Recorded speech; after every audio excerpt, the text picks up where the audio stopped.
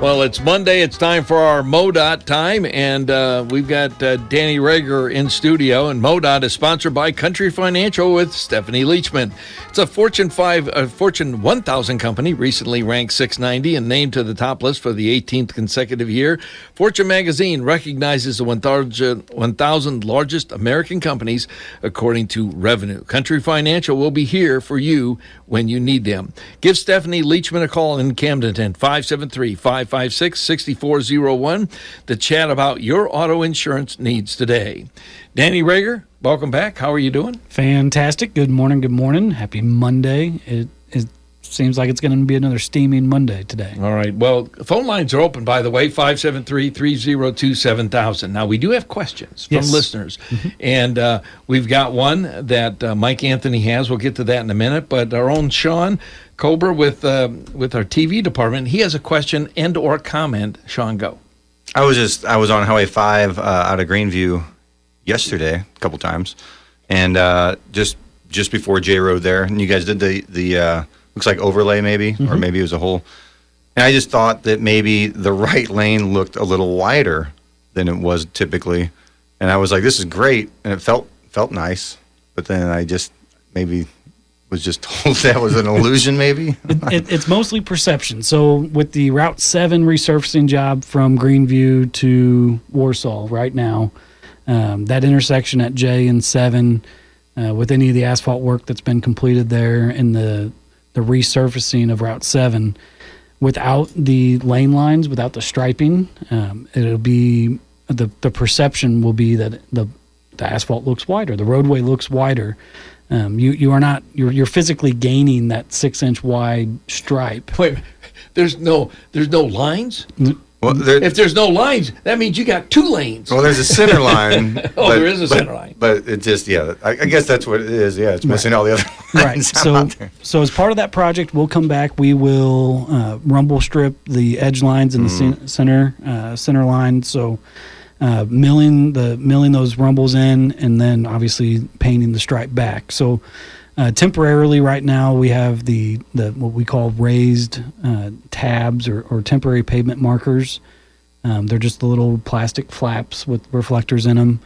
Unfortunately, traffic usually when they drive over those, it might make a funny noise, but it also they get torn up and removed, and we have to constantly be maintaining those through a project. But as soon as all the asphalt work is done, they'll come back, they'll rumble in the center line and edge line rumbles, and then stripe it.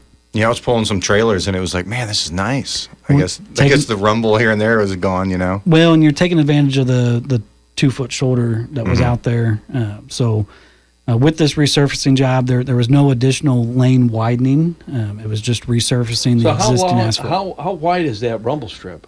Rumble is that strips, like 6 inches, 12 inches? Route 7 was unique in that the edgeline rumble, the previous mat had a 12-inch wide edgeline rumble, and then the centerline rumble was only 6 inches. That was due to the lack of pavement width. So we try to maintain a certain pavement width minimum, and if we can't get that, we can't achieve that, then obviously we don't put the edgeline or the centerline rumble. Is that a state mandatory, the rumbles? Because not every state has that. I wouldn't say every state has that. We attempt to do that solely based on one speed limit. It has to be outside of an incorporated city. It has to be over a certain speed limit.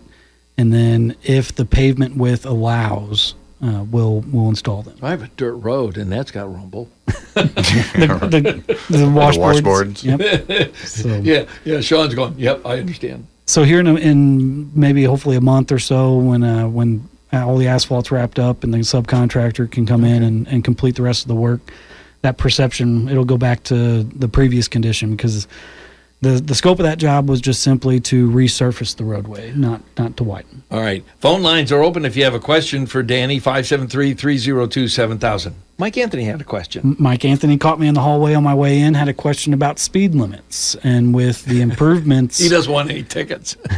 With the improvements at W, no, it's certainly a great question. It's something we will entertain, and I'll have some conversations with our traffic engineers and see what study could be possibly done and completed to provide more input. But the question was, with the construction of the roundabouts and the new interchange at W and 54 in Lake Ozark, potentially raising that posted speed limit from where it was 65 and still is today, up to 70 between the interchange and, say, the Osage River Bridge.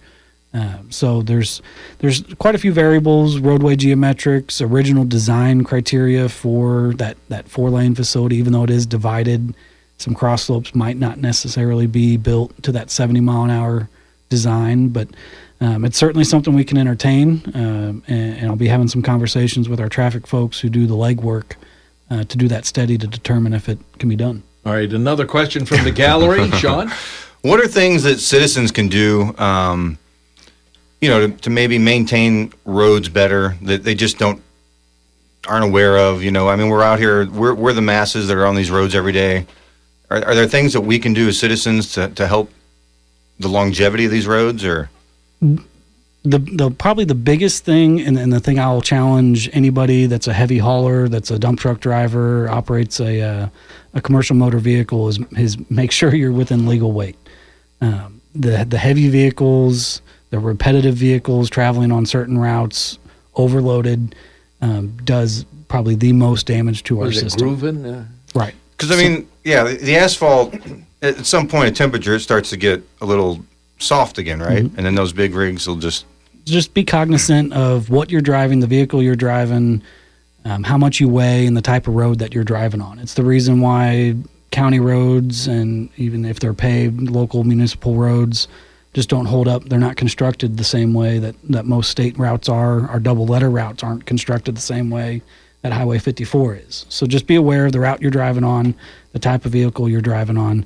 As far as maintaining anything outside of the pavement, mowing, litter pickup, that is still strongly encouraged. While our Adopt a Highway program has had a major facelift, and it's now Keeping Missouri Beautiful, that program is still ongoing. So if you have a calling to help aesthetically improve the state's right-of-ways, then I'd challenge you to entertain that idea and get organized, get a group together, and that's certainly an option still. All right, we have a caller. Caller, go. You're on the air. Hey, back to that 7 highway. What are you going to do on that 2-inch lip at that shoulder? Going to do anything there? Thank you. I'll listen off there. All right. Caller, great question.